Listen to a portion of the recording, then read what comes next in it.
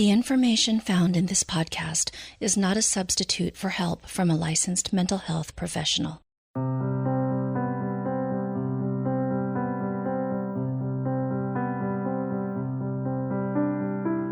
Hi, and welcome to the Women in Depth podcast. I'm your host, Dr. Lourdes Viado.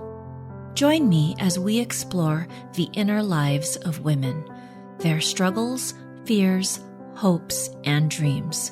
We'll go beneath the surface and take a deeper look at what is hidden, unknown, uncertain, and uncomfortable.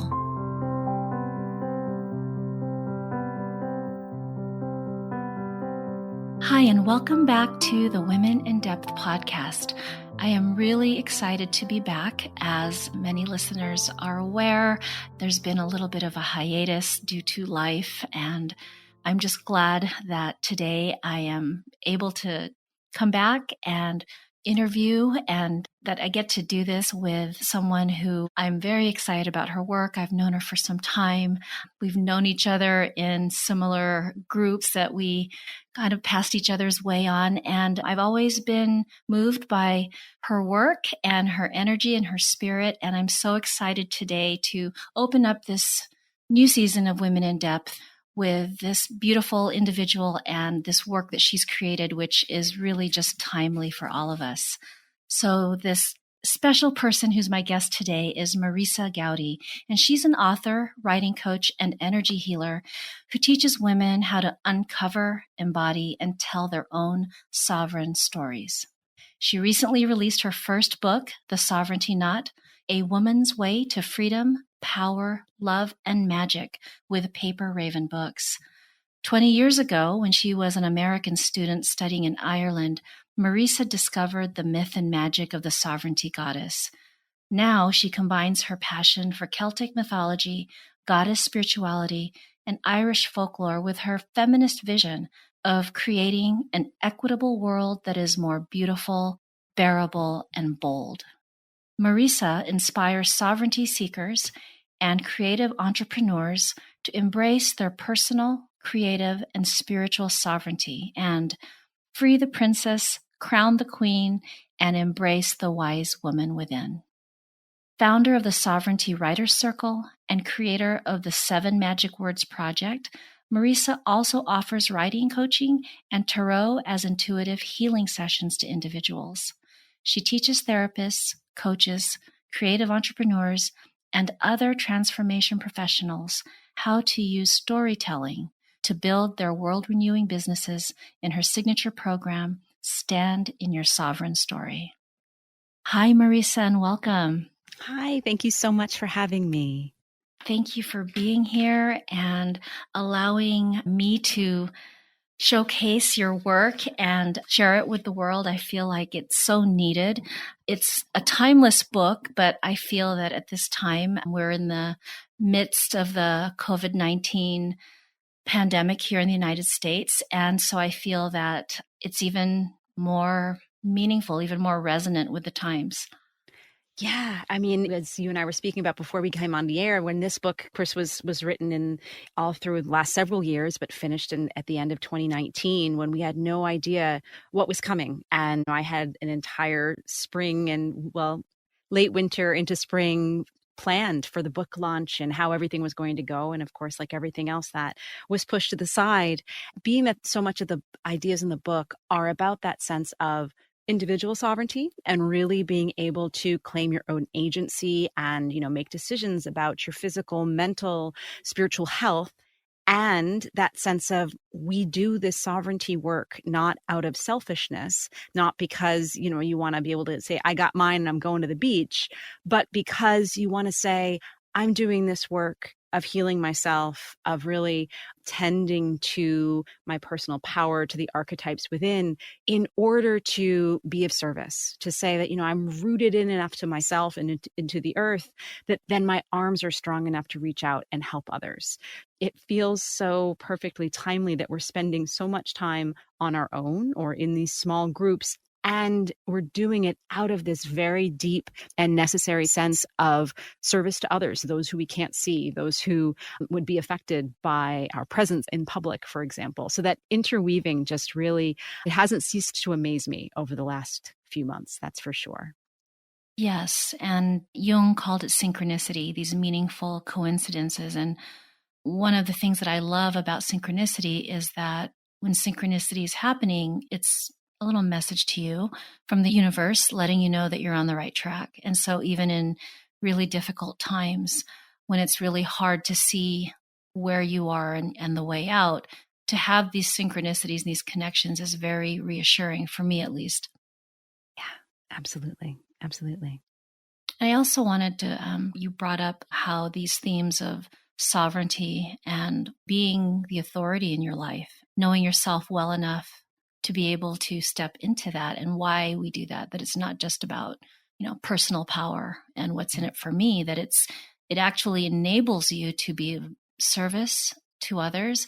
And I think that is so interesting at a time when you look at institutions and those who are sovereigns in the standard meaning of the word, or those in power. And it's just interesting. It's like, Yeah. Okay. Well, this project was always about saying, there's this way of looking at it, and there's this way of looking at it. And certainly there's been no greater need than now to say, yes, that may be sovereignty in a traditional political 21st century sense. But this is how we're going to define it, dear readers, and make it into something that's both deeply ancient and very modern, and something we're constantly co-creating as we move forward. So I wanted to start off with the title, because, the title of the book, The Sovereignty Knot, A Woman's Way to Freedom, Power, Love, and Magic. It's a title that you read it and you pause. Just kind of read it and go on. At least that's what I've done. And I did it more than once. I just kind of looked at the title and took it in, because my first reaction was sovereignty. What's that about? And what does that mean? And I think, like many people, when you think of the word sovereign, you think of, kings and power and rulers. And I know you addressed this at the beginning of the book, but I wanted to ask you about your choice of those terms and why they're so important in your work. Yeah. So to me, I learned sovereignty. I learned the word sovereign because of my studies of Celtic myth and Irish folklore. So this was me sometime in the early years of college, pursuing an Irish studies degree, learning about this mythical being called the Irish sovereignty goddess. She's present around the Celtic world, but my work is mostly in Ireland. And at this point, I was a goddess-seeking girl who just knew, I ended up studying modern women's poetry because it was the only place where I could really find this connection to the divine feminine. I went to a Catholic university. It certainly wasn't happening in the theology department, but in the English department, it was happening if you studied the right Irish poets. So I was finding it in the more modern sense with these poets, and then in the ancient myths of Ireland, there is this being who appears in many stories. She is at once the land itself, and she is this divine human who comes in at certain points in the story, mostly when the land needs a new ruler.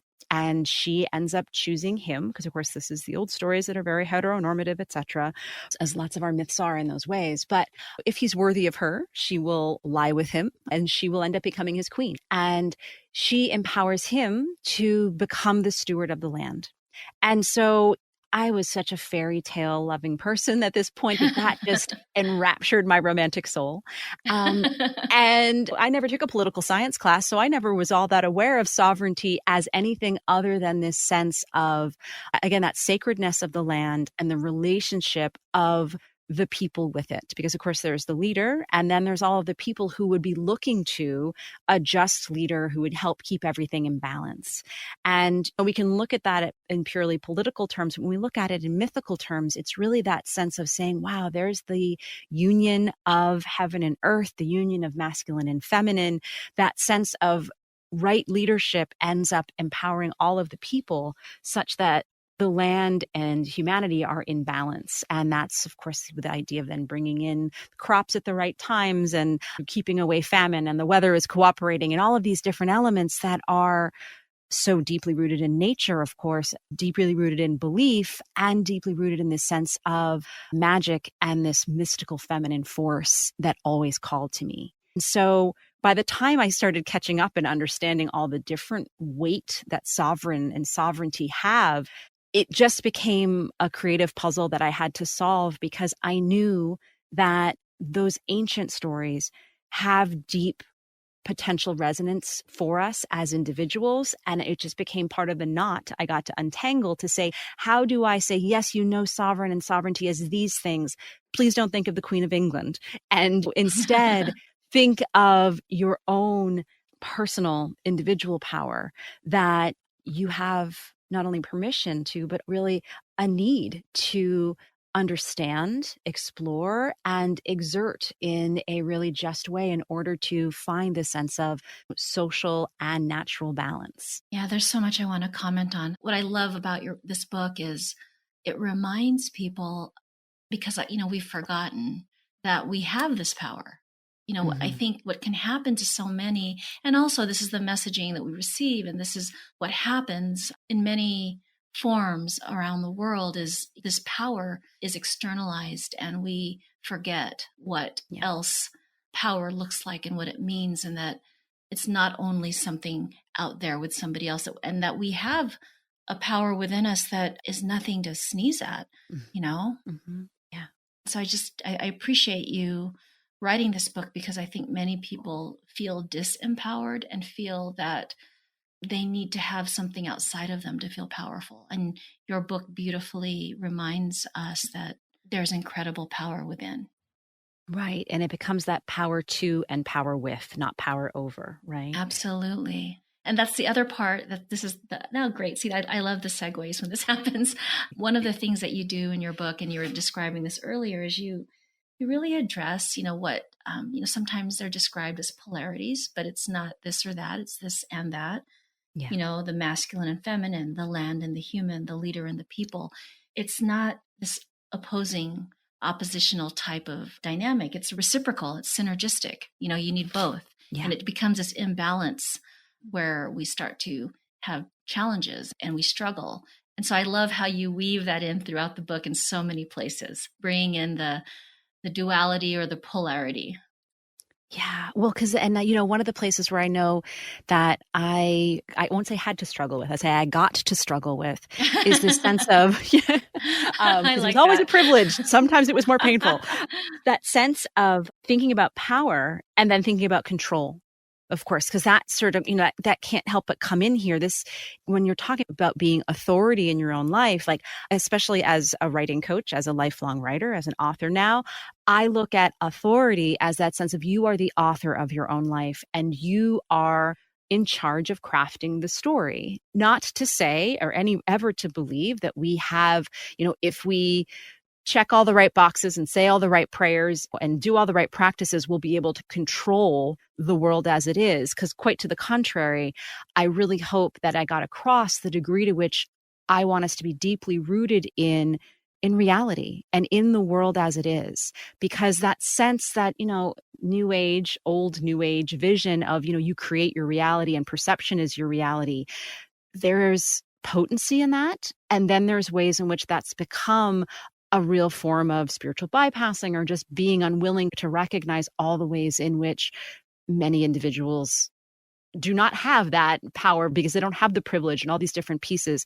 And hopefully speaking to that to say, yes, within you have these deeply powerful forces, and it may mean something very different than what we've been conditioned to think that should mean. So I wanted to next dive into the goddesses that you write about. And these are the archetypes of the sovereignty knot. And I guess I just wanted to have you start with why these three, and what is the energy or the relationship between the three? Yeah. So the goddesses and the archetypes are distinct. So I'm going to start with the archetypes, even though I think the goddess will definitely preceded the archetypes because they're the timeless ones. The archetypes are the ones that I sort of drafted. And, the goddesses have been speaking to me for more than half my life, but it was maybe 8 years ago or so, this phrase kind of came into me like a download.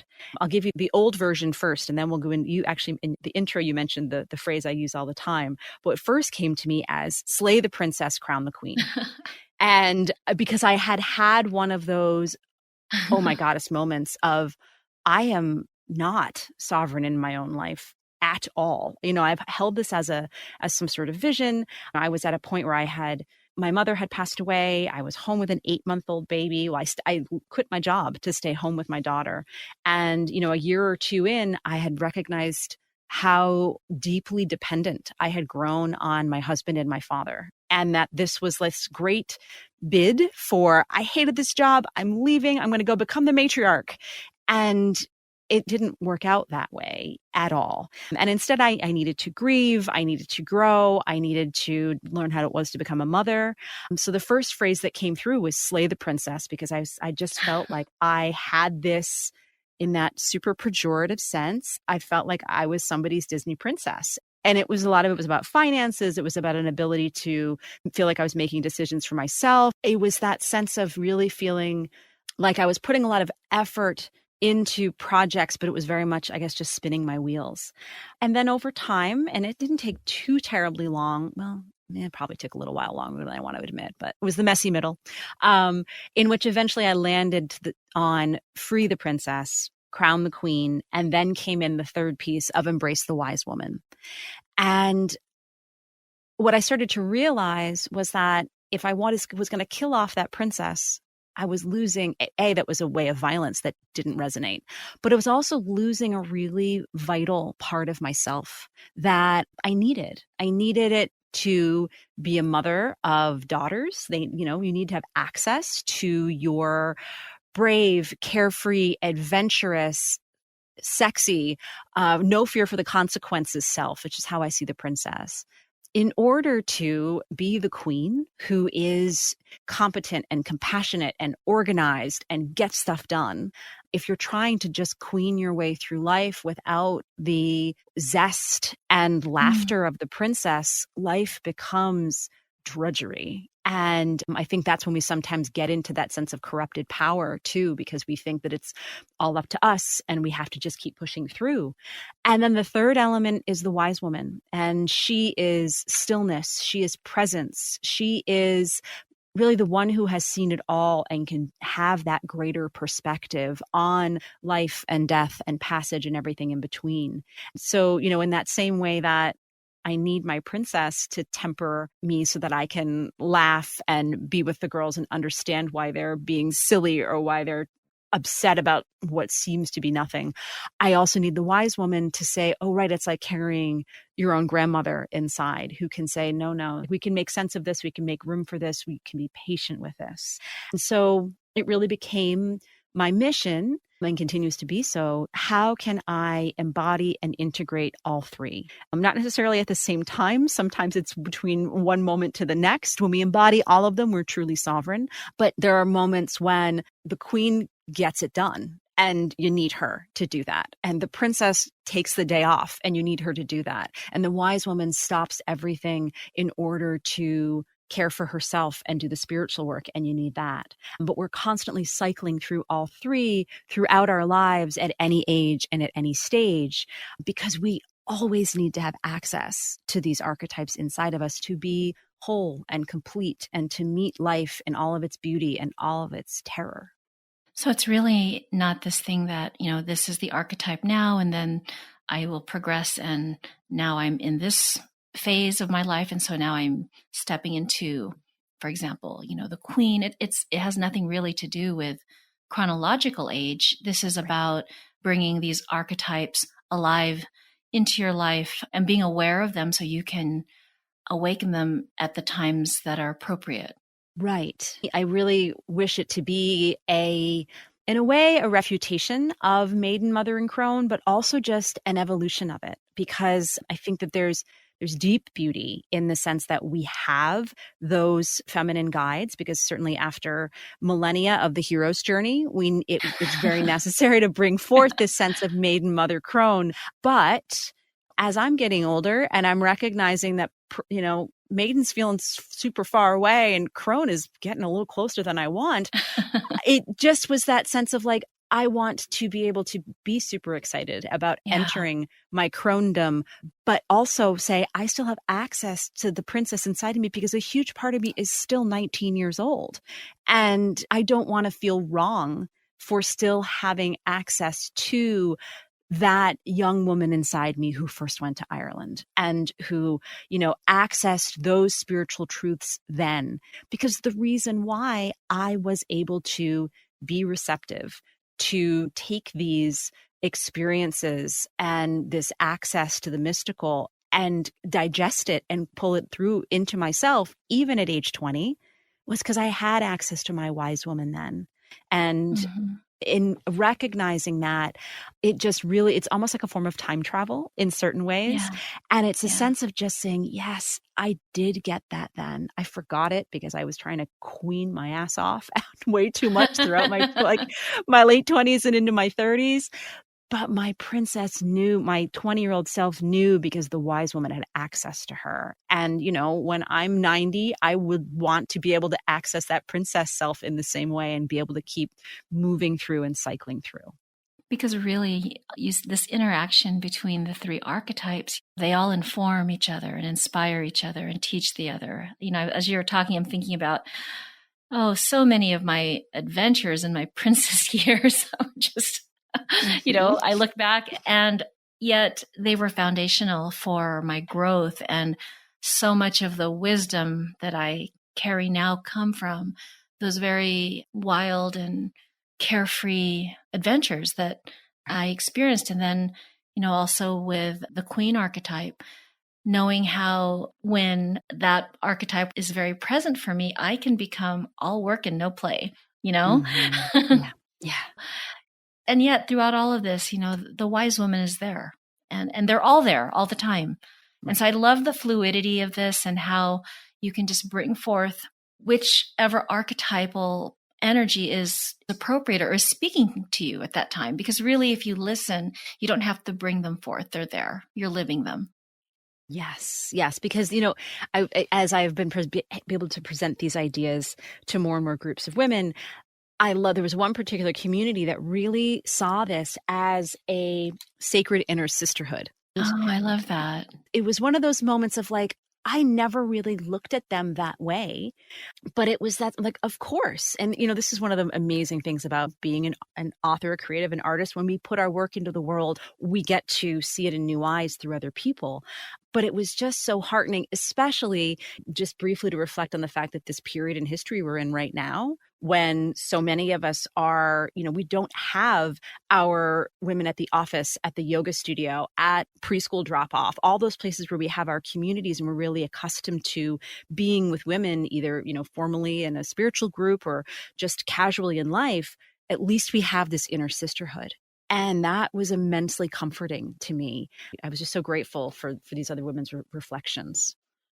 So, Marisa, one of the other things that I noticed when you were going through the descriptions of the archetypes in your book, and again, this is one of the things I love about it, is, being able to show their contradictions and showing their unhealthy patterns as well as showing their strengths. And I love that because I feel like, again, it's that connection between their humanity and who they are. And so it's something that we can all understand instead of this something that we're striving for. Then when we're at our best expression, we experience these in many ways and they're all okay.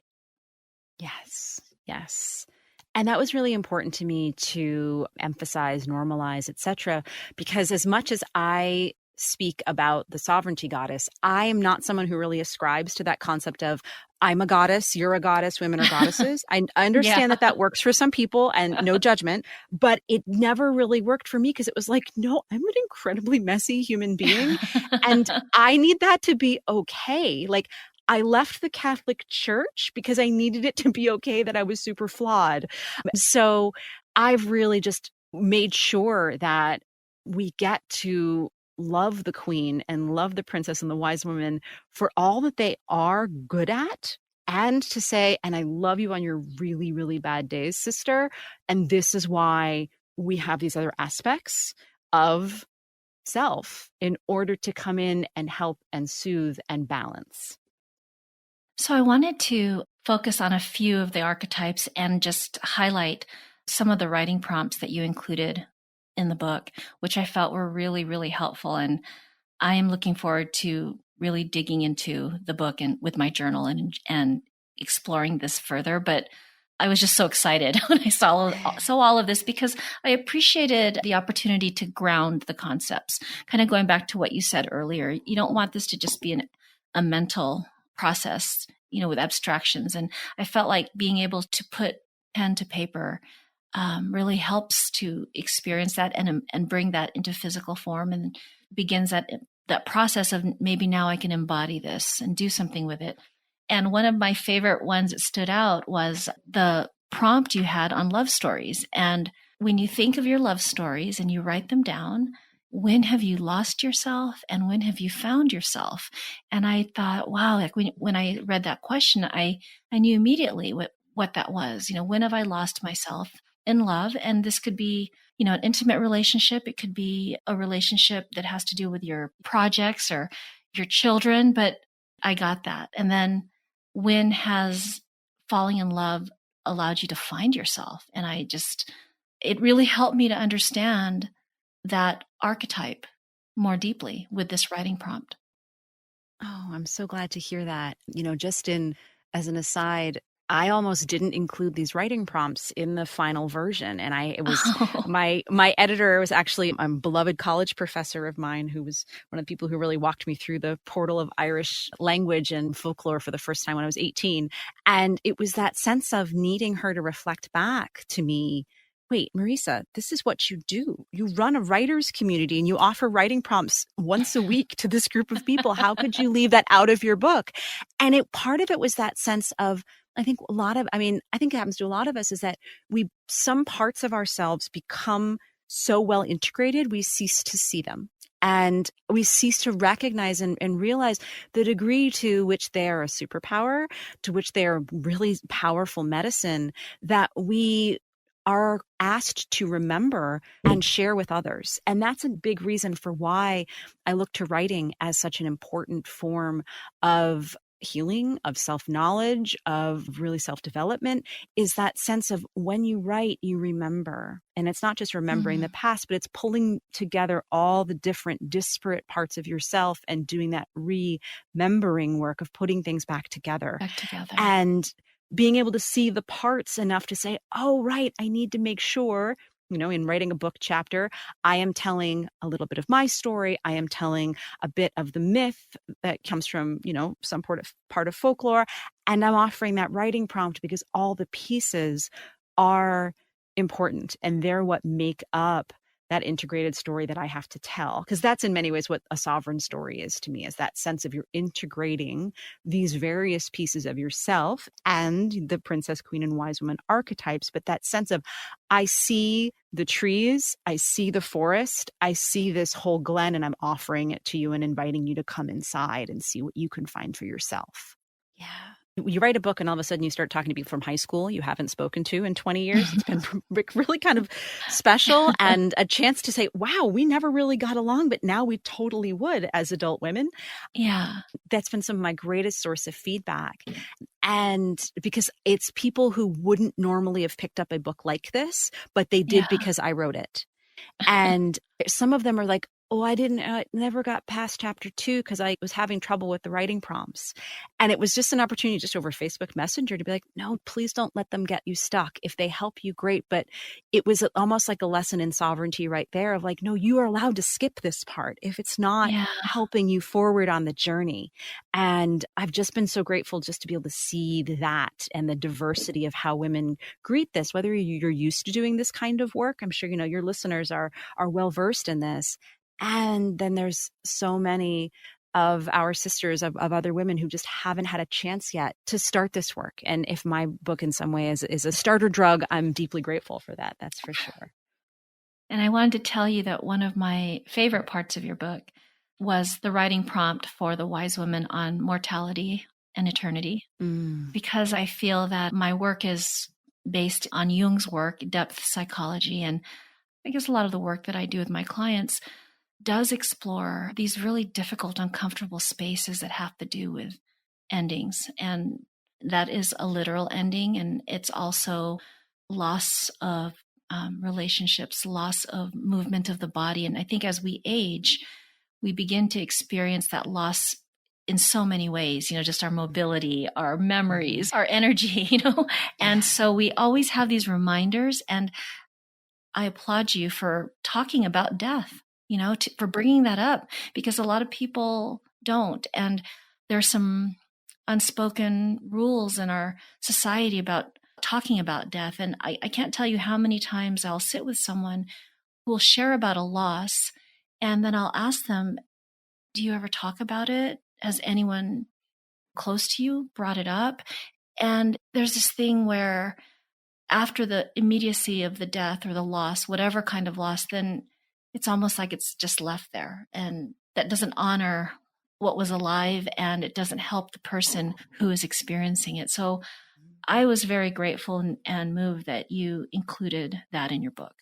Oh, thank you for noticing that. And I mentioned briefly in my own story that, my mother passed away when my younger daughter was 8 months old. And that was truly the hardest thing I've ever gone through was losing her. It was very sudden and unexpected. And yet here we are almost 10 years on. And it's that sense of the depth of the gift of not having her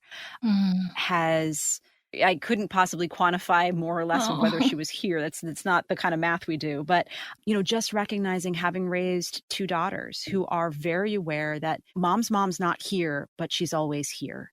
And that watching their wise women's souls kind of grow up with an acknowledgement of, and to me, it doesn't feel like we belabor it or anything. It's just that sense of like, no, she still has a presence here because she was such a vibrant presence in our lives and she still matters. And I discovered sovereignty in really the wake of loss. And for me, it was the thing that tore life apart enough that I had to learn how to put it back together. And, I mentioned in the book these sovereignty making and sovereignty breaking moments. And that can come from so many different things, whether it's the loss of a relationship, of a job, of any kind of great disruption. But for me, as I said, I learned it through, wait a minute, this isn't supposed to be happening right now. How could my mother be gone? And healing those wounds and sitting in them long enough to not just heal myself, but hopefully to see something bigger in terms of my relationship with mortality and eternity.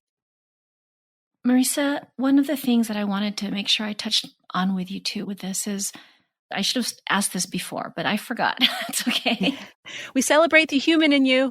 Yeah, this is not linear, our conversation. Not at all. Not at all. I've almost never had a linear conversation. A woman who speaks in Celtic knots does not have them. I love that you start off the book actually with asking the reader to create a sovereignty map. Can you talk about that and why it's so important? Well, gosh, there's so many reasons. And in part, it's that sense of connecting to the topography of your own life. And as a reminder to look to the land beneath your feet. And when we can start to see our lives as something other than a timeline. This happened, then this happened, then this happened. And instead, it becomes this continent of your very own. I think that we become more able to see the landmarks, the stories, the connections. I have so many different maps of Ireland that have actually, instead of place names, they have characters. They have mythic beings that are from different places. There's stories for those who are in the southwest of Ireland, stories, and those characters of the Hag of Beara, Calaachbara, are very different than, the Giant's Causeway stories and what's happening in the north of Ireland. So part of that is inspired by my knowledge of one specific country, but it's also that sense of, so many of us who love great fantasy novels or just any kind of fantasy series. You think of the beginning of Game of Thrones and it's that, the dramatic look at the continent. We think in terms of those stories and we see these great mythical realms given to us as entertainment, as escapism. And for me, they've always been a little bit more real than that. I find some of my, whether it's from the Mists of Avalon or Elizabeth Cunningham's Maeve Chronicles, these big sweeping books that have very powerful, strong women characters and ancient myths and pulling from magic and our relationship with the land. When that informs you, I believe it adds a whole new dimension to life, to the mythic imagination. And I also just that sense of, when I return to this last idea of sovereignty comes with putting your feet in the land that you are standing on right now. I'm an American. I grew up in Cape Cod, Massachusetts. I live in upstate New York now. And I resource so much of my soul in a small island in the North Atlantic right off the coast of Europe. That in and of itself can be a little bit of a crisis of place, because those stories are stories I've adopted, not because I was born with them. But when I can create my own sovereignty map and my own mythologies, it enables me to connect to that faraway island, to the beach sand that I grew up on, to the mountains and rivers I live in now. And it allows us to more fully inhabit our own story so that it matters. Because when our own story matters and we can understand it, then we are able to grant that gift to others, whether it's our immediate family and our loved ones or people suffering halfway across the world. It humanizes them when we humanize ourselves. And so when we are able to create our map and ground ourselves in our map, then it helps us to really be able to determine what it means for us to be sovereign in our lives. Yes, it's very deliberately open-ended. Yeah. When I teach in my Stand in Your Sovereign Story class, we really get into the heroine's journey and the hero's journey and these cycles that have, set steps. And I believe that has its place. But I also wanted, in this book in particular, to just offer that freedom of saying, what if there are no straight lines here? What if you just sat down with a blank piece of paper and put these ideas down and were led by your own creativity? And I think that is a beautiful, powerful exercise to pair with perhaps looking at some of these more formalized ways of looking at our stories and how we've evolved through time. Do you have any favorite parts of your book? Wow, that is such a hard one. I have the most difficult chapter, which is chapter 9, which is the church. Was it the one that's when my family reads it who don't know the fullness of my story? A crow, a church, and the story of little soul. That is, I'm deeply proud of having written about an abortion I had in my mid-20s and why that was exactly the right decision. And I also know that my Catholic family, most of them didn't know this story. So in some ways, it's my favorite because I feel the most brave about having written it. And because the way that a crow was speaking to me in the middle of sitting in mass next to my grandfather was a moment of such deep synchronicity. As this was like, well, we're going to unfold this now so that you have exactly the story you need in order to tell the story you need to tell.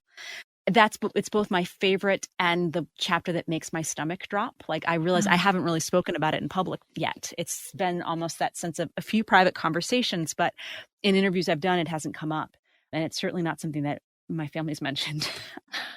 But I'm glad that it's out there, because telling a story of contemporary women's sovereignty without being deeply honest about our reproductive choices and why we made the choices that we did would feel dishonest to me. And I open in the chapter about I almost didn't write it. I almost erased the whole thing, and why I thought I needed to make that choice. And so I can't believe I'm saying this. I have just picked an easier chapter. Why didn't I just mention when the 3 goddesses walked into a bar? That's funny and light. And instead it's I had to get real.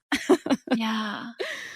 And I applaud your courage, because I can totally understand how difficult it is to be here talking about this. I grew up in a Catholic family also, so I can relate to so much that you're saying. And so thank you for your courage in sharing that. And I don't remember your exact words in the book now, but I know that at the beginning you spoke about truth being a path to sovereignty. And I feel that that's what you are living right now as we speak. Endeavoring, that's for sure. Yeah. Endeavoring. Yeah. Well, you didn't endeavor right now. You did do it. I did do it. Right. Thank you. Thank you for, yes. Stand sovereign, Marisa. Gosh darn it. Yeah. Because false humility around some of this doesn't really work either. Right. It's that, no, like I did that. I claim it. I can tell you exactly why it was part of this perfect evolution. And this is especially in something as difficult as conversations about women's choice. If more of us could tell that story and reveal that to people whose knee-jerk reaction might be the opposite, how does that potentially change the way the dialogue works? You know, I have had a conversation with one family member, and he had certainly never sat down before and talked about it with someone who could say, no, this is exactly why I did it, and there's nothing you could fling at me from, you know, an arsenal of talking points that could ever talk me down, because this was my experience. This is exactly why I did it. And I have always been right with the goddess on it. We were with each other on it 100%. Not to say I haven't had feelings of grief, but they were never feelings of self-doubt. And that's sovereignty. Yes. And I think that is sovereignty at one of the most difficult times and places to be that. Mm-hmm. And to know that we make those choices before we even have the language. You know, I was 25 years old. I had sovereignty as a mythical concept. I certainly didn't have it as a very deeply lived, spiritual, emotional concept yet. But yet the wise woman was there. Mm-hmm. Exactly. Yeah. Exactly. Marisa, thank you so much for sharing of yourself and your work with me today. I am inspired. I'm moved. I'm so excited about your book, and it's going to really help so many women and make the world a better place.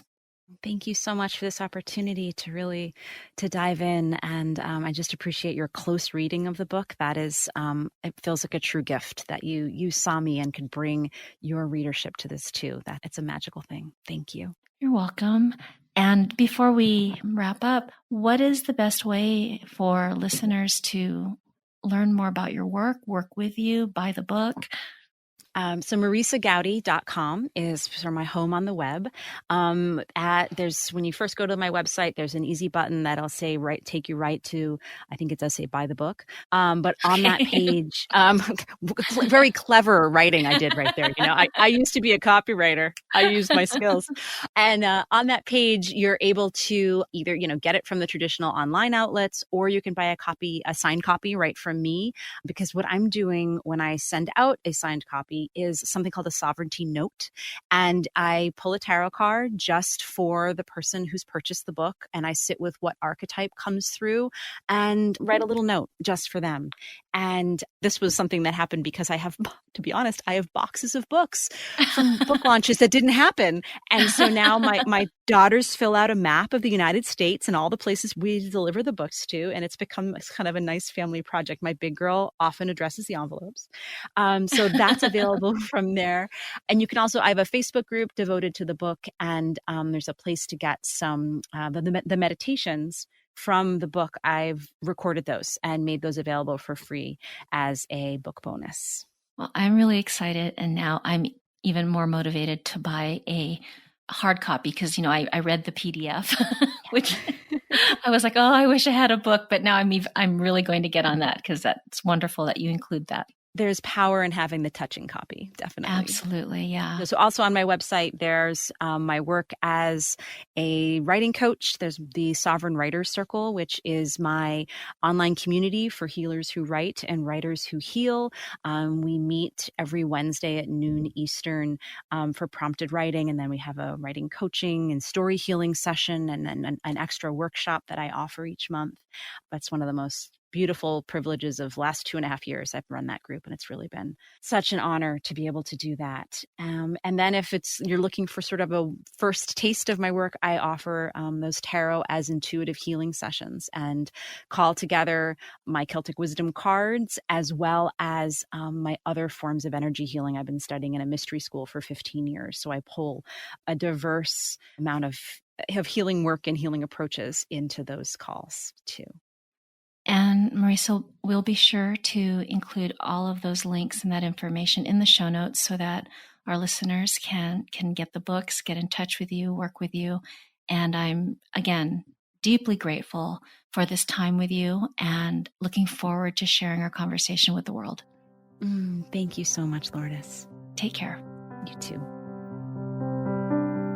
Thanks so much for listening to the Women in Depth podcast. I hope it brings you a deeper understanding of yourself and others, and that you found some insights that illuminated and inspired.